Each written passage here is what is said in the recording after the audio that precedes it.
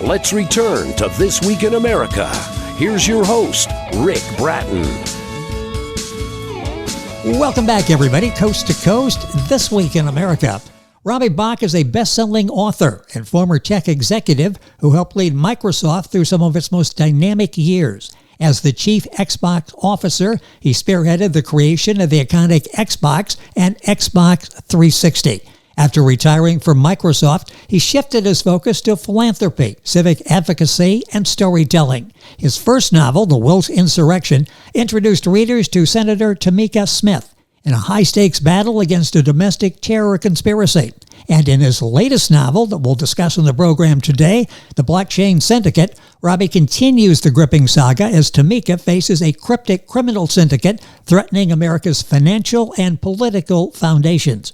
Robbie's insider knowledge of the tech world and his deep involvement in civic and policy circles lends a chilling authenticity to this thriller, with themes ripped from current headlines: AI, disinformation, political extremism, digital vulnerability. The Blockchain Syndicate is not just a suspenseful read, it's been called a wake-up call. The Blockchain Syndicate offers a gripping exploration of trust, technology, and how easily the world we live in, the world we know, can come unraveled. And the author, Robbie Bach, is our guest on This Week in America. Robbie, welcome to the program. Good to be on with you. Thanks for having me. Looking forward to this. I love what you've done, and there's so much going on here. And somebody gives a warning when doing one of the references, writing a review. Be careful when you pick it up because you can't put it down. This is one of these books that you'll finish. It'll be 7 o'clock in the morning, and the family's getting up and going on the way. And what happened to you? Well, I just finished the book overnight, but it was worth losing sleep over. The Blockchain Syndicate weaves together so many topics that I mentioned there, topics that we read about in the newspaper, if we read newspapers or watch TV news anymore. What sparked the idea for this storyline? And then we'll talk about the challenges of tying all of these together as you've done. Well, the storyline's kind of tied together comes from a couple of different directions. The first is obviously from a political direction and just the challenges we face in the country, in particular around things that are going on with the budget deficit, which happens to be in the news as we speak. And then on a technical front, I started exploring blockchain technology and trying to understand some of its implications and some of the ways it was being applied. And I was having a chat with somebody who worked at one of these blockchain companies, and the thing they worked on sparked an idea in me for how somebody could use that technology for evil, and who could use it to create a criminal syndicate that was difficult for anybody to even find or track. So I brought those two things together with my main character, my main hero, Senator Tamika Smith, and from there came the Blockchain Syndicate. When you wrote the first book with Tamika in it, War Hero, did you know that you might bring her back for a book or a series or two, or did you think that was going to be it? I mean, she's such a great character. I mean, she really is a powerful character. Well, the irony is when I started the Wilkes Insurrection, I started working on that project, she wasn't even intended to be the main character. And so as I started writing, I mean, this is the way sometimes these things work. You start writing and you start to realize, okay, that guy, Johnny Humboldt, who's still a character in both stories, he's a fine character. He's not the centerpiece of the story. Tamika is. And so I didn't start to write a series. I started to write a novel, and it was started to be about Johnny Humboldt. It ended up being about Tamika Smith. And when I got done, I concluded that her story wasn't finished. And, you know, as an author, you have a character like that. You sort of feel like you're their muse. You're the person who's supposed to bring them to life. And Tamika needs more of her story told. And you've done it so well in this book. The book is available wherever books are sold, The Blockchain Syndicate. Talk about challenges in doing this, that balance between entertainment and the deeper commentary that you're digging into during the course of the book. How difficult was it to strike that balance? Well, I certainly struggled with that more with the Wilkes Insurrection, honestly, because it was as a first-time novelist. Yes. You know, you have the thing you want to say, so you try to say it too upfront. My mantra for the Blockchain Syndicate was write a great thriller, period, full stop. So I wanted to make sure that people would read this and just say, wow, that was a cool thriller. That was super interesting, super engaging. I couldn't put it down. And then you add a secondary goal, which is my second goal was make sure it's really well written. So it's not just a knockoff thriller, but it's actually a piece of literature. And then the third goal was to have people, when they got done, say, great thriller, well written. Oh, by the way, I learned something. Huh. So it kind of cascaded in that order. And as long as I kept that in mind, inserting the messages about what's going on in the country became easy. And because they became a central piece of the plot, what's going on in the country is a thriller in itself. So it was pretty easy to sort of make those things work together. Well, it really is. You look and you see, in fact, I can't even watch the news anymore. It's like, I can't believe that we're headed in this direction, and all those things that are dangers to the country are talking about it, becoming part of everyday life for many people. When people read and get concerned, and I mentioned some are calling it a wake-up call, their obvious question is, what can I do? I just sort of sit back. I'm along for the ride. Is there anything they can do to sort of slow this down, to bring some rationality back? Well, I think there's actions people can take on a number of fronts. The first and perhaps obvious is to vote. And when I say that to people, I don't say, don't just vote. You have to vote in the primaries. Yes. You have to vote in the elections that decide who gets elected. Just so few people vote in the primaries. They wait until the general election. And at that point, depending on where you live, the conclusion is sort of self-evident. And it's the primaries where the real choices are made. So I encourage people to dig in deep on the primaries and make sure you're selecting qualified candidates at that level. The second thing I'd say... Yeah, go ahead. No, finish. Go ahead. The second thing I would say is there are hundreds of civic organizations that you can choose to be involved with. Some of them are in your local community, some are in your city, some of them are in the state, some of them are nationally. My favorite civic organization is Boys and Girls Clubs of America. There's a Boys and Girls Club in almost every community in the country. Go volunteer, join the board, help kids, do something in your own personal activity that will help start to drive change. You were also active in the Bipartisan Policy Center, and so often now, and it wasn't always the case, it seems to be now, and maybe I'm misreading, but bipartisanship is sort of like, I'm giving in something. I need to be a winner. We need to come out this a winner. There's a weakness if I give up. I've given up my principle if I'm compromising with someone.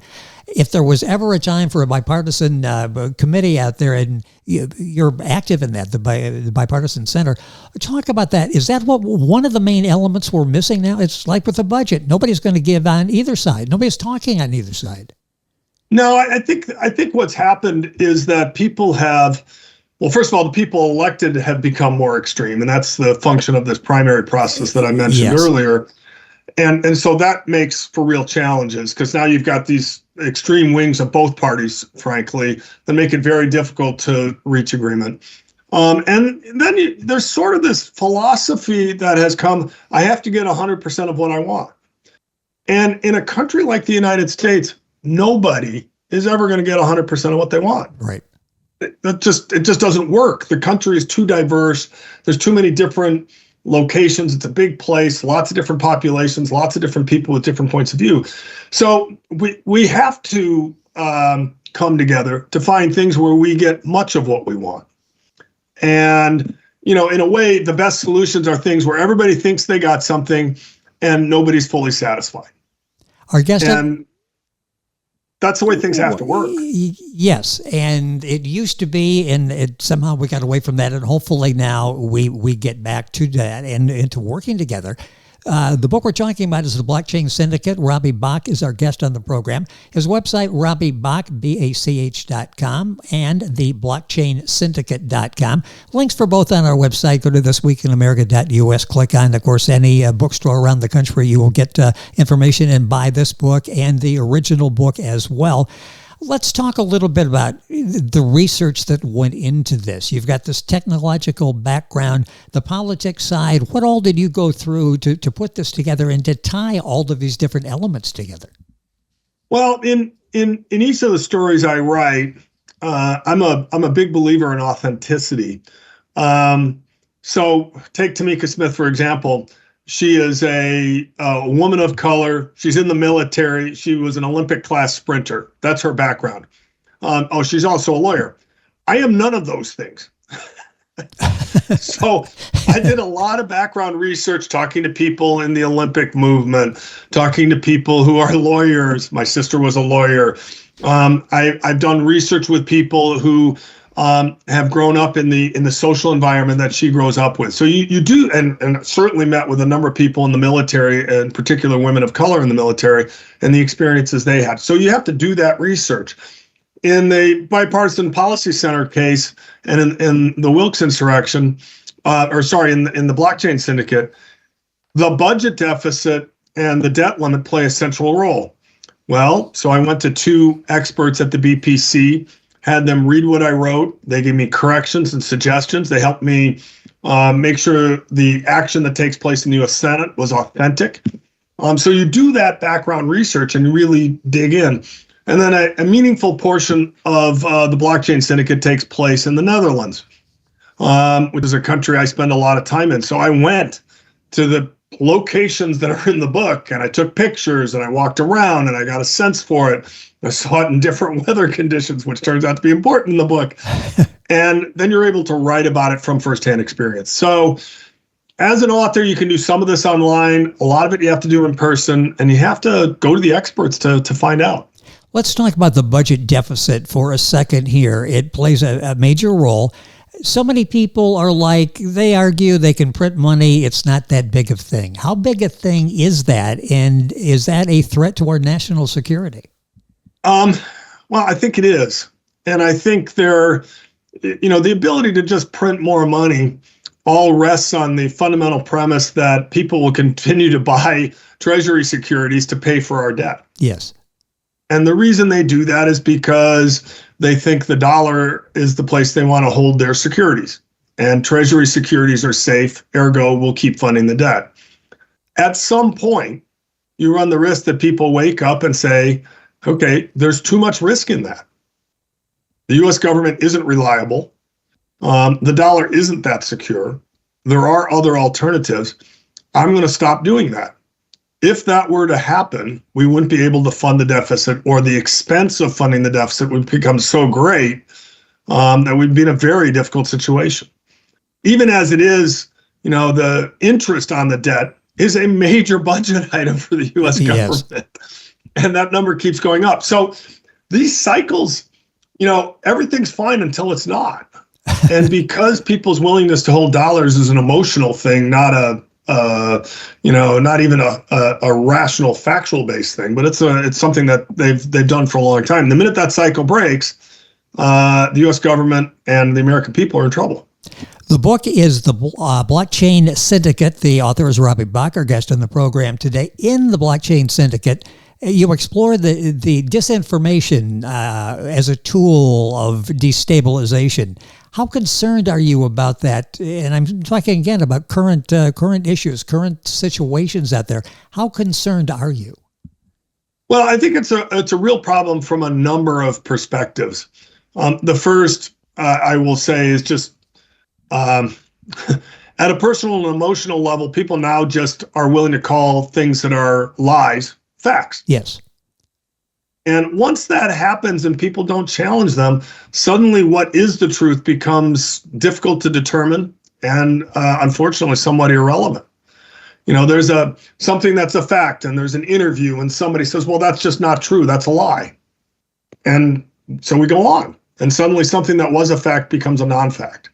Or somebody claims something is true and it's not. And there's no fact checking. There's no verifiability. People just move on. That to me is a huge problem. And then you have the technical problem of people being able to create things that look and act real that are not in fact real. Yeah. Yes.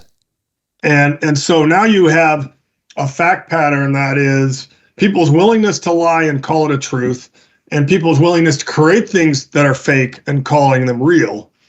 And the average consumer's ability to dissect those things. That's a really big problem. The ability to present a fake, totally AI-produced newscast, and people are seeing, and they're seeing their local anchor or whatever say something, and they think this is a legitimate newscast, and it's not.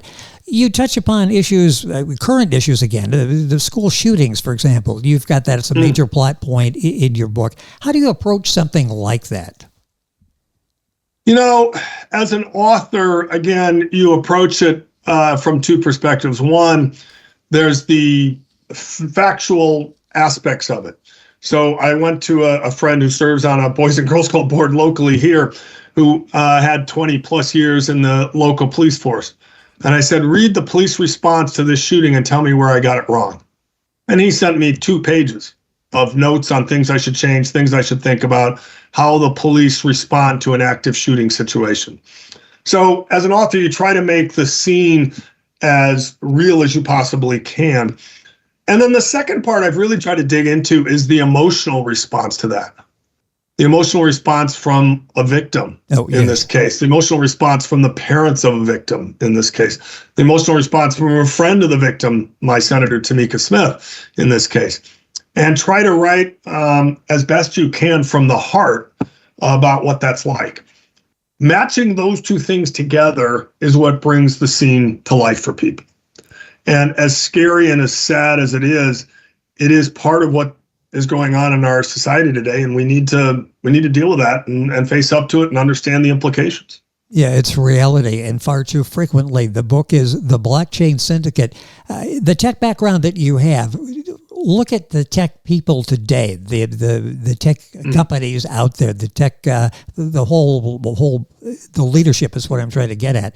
It's an age of rapid innovation, unintended consequences. What moral responsibility do they have? And do they feel they have a moral responsibility? Yeah, that's an awesome question. I can only give you my personal opinion. My opinion is that leaders have moral responsibilities regardless of what position they're in. So you have a moral responsibility if you're a government leader. You have a moral responsibility if you're a religious leader. That one's more easy to understand. Yes. But I think you have a moral responsibility if you're a business leader as well. Businesses, in particular in the tech space, have so much influence over what goes on in the country that to say, well, I'm just going to do what's right for shareholders and the consequences, unintended or otherwise, aren't my problem, I just don't think is a responsible place for people to be. And I can say that both at a personal level, but I'll also say it at a business level. Look, unintended consequences are bad for businesses in the long term. They may not affect your P&L today, but the disruptions that are going on in our country right now are bad for the future of business in the country. In the short term, it might be okay. In the long term, it won't be. And that's the thing that I think leaders sort of miss. They sort of optimize for next quarter's profits and for what we're doing today. And they aren't thinking about the implications of instability in the U.S. economy and instability with the budget deficit and social instability in the country and what that might mean for their future business. As you're reading The Blockchain Syndicate, one question comes to mind. That's an increasingly divided nation. Great leaders are called upon to save our democracy. Do we have people in that category that fall into that great leadership category? Yes. And I say that affirmatively and in a convicted way. I think part of the problem we have is the leadership in our country has been around arguably too long. And I think we have a lot of leaders who have given greatly to our country over a long period of time. And yet, in a way, they may have stayed past their useful time. Yes. And I hate saying that about people who've contributed, but at some point it's time to move on. There are a number on both Republican and the Democratic side of young leaders who I think would make different decisions and move the country in a different direction. They're just not the people who are in the space right now. And, we need that generational shift to happen. And it isn't just about age, but I think it is about a perspective on the future, and people who are going to have to live that future have to lead us into it. When you read the reviews of the Blockchain Syndicate, syndication syndrome, look at that syndicate, Everybody is talking about the pacing. They really appreciate, again, you can't put the book down when you start reading it. Talk about doing that and pacing it and keeping that level and the interest there, suspense there throughout the entire book. Well, again, in the first book, The Wilkes Insurrection, I really learned a lot about pacing.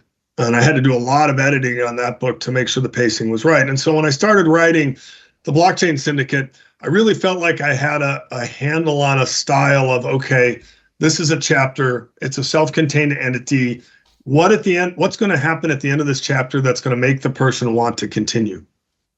And each chapter has to have a little bit of that cheese at the end that makes you want to continue going forward to find out next. The second way I try to maintain interest is the book doesn't have a single perspective.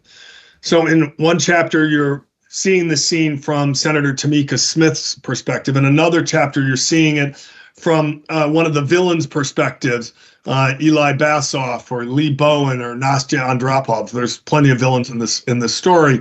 In another chapter, you're seeing it from my tech genius, Bryce Roskovich's perspective. And so with the perspectives constantly changing, there's a little bit of a cliffhanger for each of those characters. And you have to wait 3 chapters to hear how it's going to continue. And so people, tend to keep going. They want to know what's going to happen next. And, that's more art than science, but it's something I've worked pretty carefully on. Talk about the technique in doing that. You have so many people with so many things going on, so many storylines, subplots that are going through, like, spinning all these different plates and trying to keep them all going. How challenging is that from an author standpoint to keep all of that going and, dividing it up and making sure that all these stories end up being resolved or coming up with some type of solution at the end? How difficult is it to juggle all of that, all the different characters, all the different subplots? Well, I think the plot lines for each of the characters isn't as hard to juggle as you might imagine, because as I'm building the story, I'm sort of keeping track of each character's plot line, and I'm coming back to their plot line every 2 or 3 chapters. So that part I found pretty easy to manage. I have an end game in mind, so I know where I'm trying to get each character to, and I just have to pace them through. The problem is actually in the narrative perspective. So when I start a chapter, I have to say, okay, in this chapter, I'm in Tamika Smith's head. So I only know things that Tamika Smith knows, and I can only describe things that Tamika Smith sees. If you're an author, you know the whole story. So you actually know what the other people in the chapter are experiencing and thinking. But I can't express that because Tamika Smith is the perspective I'm writing from. And I've really struggled with that. That took some real editing to make sure I had that right down to the place where I needed to, because it's so tempting to want to describe somebody else's emotion as they are experiencing it. I have to describe it as Tamika Smith is experiencing it. You hear people talk about writer's block. I would think when in a story like yours, you've got all of these elements going, I would think it'd be difficult to stop. Can you turn off the ideas and lead a normal life? You're a very busy person. I think once you get going, it's like, I'm going to lock the door. If it takes me a week or 2, I'm going to be here. I can't quit right now. Well, I think there's a couple of things going on. One, as a writer, after about 3.5 hours, I'm just not that productive, even if I have more to say. And so after about 3.5 hours, if I'm on a roll with a character or a storyline, I will literally write bullet points. Here's what's going to happen next. Boom, boom, boom, boom, boom. But I will stop writing because I know the actual quality of the verse isn't going to be very good. And then I'll come back to that the next day. The other advantage I have over many writers is I don't write every day. Writing is one of several things that I do. I do a lot of board work. And so there are days where I just can't write at all. And that's hard because it means I got to get back into the story the next time I come back to write. But it's amazing for your mind in terms of refreshing your perspective. I have not had, strangely, an experience where I've gotten to the keyboard and said, I just can't write, I'm blocked. That just hasn't happened to me yet. Knock on wood when I say that. And I think part of the reason is because I move away from the story and then come back to it with some frequency. I talked in the beginning about how easily, we don't realize how easily maybe the world as we know can come unraveled. Is that an overstatement, or do you look at that and go, it wouldn't take that much for the unraveling to begin? I don't think it would take that much for the unraveling to begin. And I'm not a doomsayer. Like, I think in the end of the day, we will get through the challenges we have. The country has done this, multiple times, as recently as the late 60s, where we've had really traumatic problems in the country, and we've gotten through them and gotten to the other side. So I'm an optimist by nature, but I don't think it takes very much. I mean, you think about COVID just as a small, simple example. Something happened someplace in China, whether it was in a lab or in a marketplace. I'm not even going to debate the facts, but what happened wasn't big, and it changed the world for 3 years. And in fact, has changed the way we do business almost permanently. So, yes. Little tipping points actually matter quite a bit. And, we have to be careful about not assuming everything's going to be smooth just because it seems it's okay right now. You do this, the writing is so visual. We can see this happening. We have the vision of what these characters look like as they're interacting. Are you talking about a movie with this? Well, look, I think Tamika Smith deserves to be on the big screen, yes, for sure. Whether that happens or not, the movie industry, if you think the book industry is a complicated process of what gets published and what doesn't, what gets made into a TV show or a movie, that's a whole nother world. Yes. So, I've explored it a little bit, but not a lot, just because of the complexity. But look, if somebody read it and said, hey, this would be really exciting, I think it would be a great thing. And I think the story would carry the day, and Tamika would be a fabulous heroine on the screen. In the meantime, we want to see her more. We want to read about her more. What are you working on? Will there be another installment with Tamika? Yeah, I think the short answer to that is I want to keep writing. I have found in my second career, 22 years at Microsoft, I loved that time, but I have found in a second career something that I'm incredibly passionate about, emotional about it. I love doing it. It takes time, and yet I still love doing it. So I will write more, and I'm sure I will write more about Tamika Smith. The way I write is I write the prologue of a book first, which means that's a scene that takes place 2/3 of the way through the story. And then I write to that scene. And so what's currently going on in my head as I think about picking up the keyboard again is what that first prologue scene would be for the next wave of Tamika actions. And I have some ideas that I'm kind of bouncing around, and then we'll see where that takes us. Looking forward to that. I'm going to take 30 seconds at the end. Something you do now is, you call it, you're a civic engineer. Talk about that and actually being out there and trying to make a difference. Well, look, I believe that all of us have an opportunity to influence what goes on in our communities and to make things better in our communities, just with simple things that we do. So for me, that's board service with Habitat for Humanity and with Boys and Girls Clubs and with the Bipartisan Policy Center. I do a ton of mentorship with college students and young adults. I do a lot of public speaking to try to motivate people. I think of my purpose in life as inspiring an army of civic engineers and getting these people to be out in the civic community and trying to remake what we're doing from the bottom up. Everything doesn't have to happen from Washington, D.C. We can change our country one step at a time. And I think that's a powerful mission to be on, and one that I truly enjoy. Well, in the meantime, we will read the Blockchain Syndicate. The book is available wherever books are sold. Robbie Bach is the author. Our guest, Bach is B-A-C-H, if you're Googling that. The blockchainsyndicate.com is the website, the other website besides Robbie's. Book available literally wherever books are sold. Links on our website, thisweekinamerica.us. Robbie, a pleasure having you on the program. I love the passion for writing, for creating characters, stories that we can read, be entertained, and frightened a little bit at the same time.